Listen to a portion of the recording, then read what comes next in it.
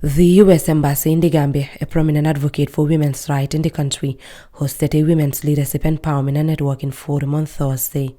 The forum delved into the crucial empowerment issues, specifically addressing the challenges pertinent to women's leadership roles. Over 100 women leaders from diverse sectors, including the diplomatic and consular corps, government, private sector, and media, convened for this impactful event. Her Excellency Fatoumata Barbaro, the First Lady of the Gambia, graced the occasion, underscoring its significance. Speaking at the event, Susan C. Solomon, Public Affairs Officer and leader of the U.S. Embassy's Women Empowerment Leadership, emphasized the pivotal roles women play in society and outlined the Embassy's support for women and girls in the Gambia.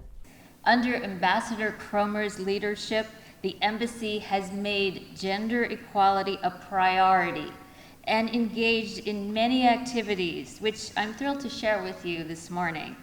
We are deeply committed to women's well-being, recognizing that when women thrive, so do their families, their communities, and nations. It's really that simple. When women progress, everybody benefits. To give you a sense of what we are doing, but not the whole list, we support the many Gambian women who are driving economic development. More than 53% of the business startups that we assist are women-owned, and they are thriving. To give you a few more examples, through USAID, we train women shellfish harvesters to become stewards of fisheries and mangroves. And we help women farmers through grants and the contributions of our Peace Corps volunteers. Looking to the future, we are committed to educating young women and girls.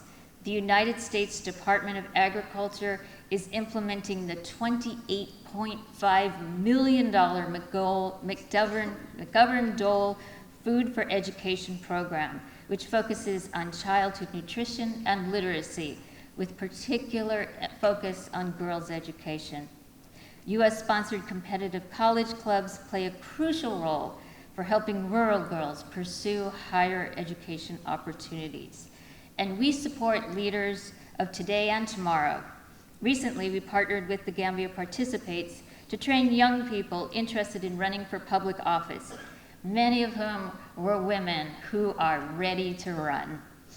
Her Excellency Sharon L. Koroma, the U.S. Ambassador to the Gambia, stressed the need to empower women and girls in the Gambia and said that women's empowerment is essential for the development of any country. There are also many women who are not well equipped to face and overcome their challenges.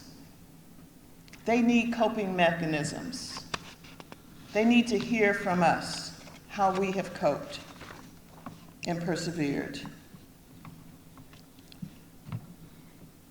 We must have courageous conversations about women's empowerment with each other, with our children, particularly our sons, with our partners and family members.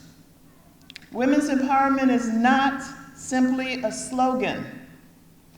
It is an absolute necessity for any country that hopes to improve the lives of the generations to come. Former U.S. Secretary of State Hillary Clinton told us, human rights are women's rights, and women's rights are human rights. It is a reminder that when we advance the rights and dignity of women, everyone benefits, as Susan said. Gender equality is a cornerstone to a healthy society. Research shows that ensuring women have equal access to secondary education cuts by half the number of child deaths, saving millions of young lives globally. The forum also promotes a shared understanding of how issues are related to women empowerment in the context of promoting gender inclusion.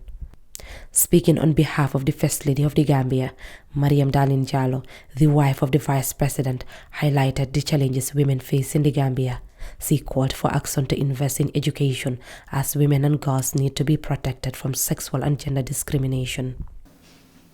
In the Gambia, like all over Africa, there is an underrepresentation of women in leadership positions as women face significant challenges accessing resources and support.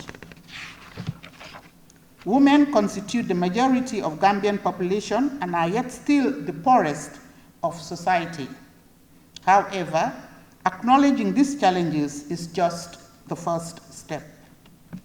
We must actively work towards dismantling these barriers. In addressing these barriers limiting women's access to finance in the Gambia, for example, a first step was taken by the Ministry of Gender, Children and Social Welfare with the introduction of the Women Enterprise Fund, which empowers women to be leaders in various fields by giving them access to financing.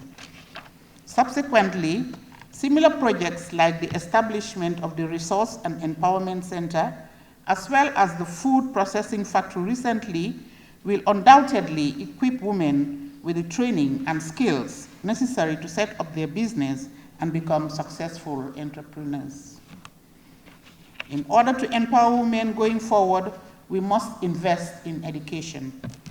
Education is key as girls who are educated can obtain meaningful work, contribute to their country's economy, challenge stereotypes, and promote women's leadership roles. Central to the forum was the call to influence the broader community to take individual actions in empowering women. Women from diverse backgrounds came together exchanging ideas and committing to action to advance gender equality.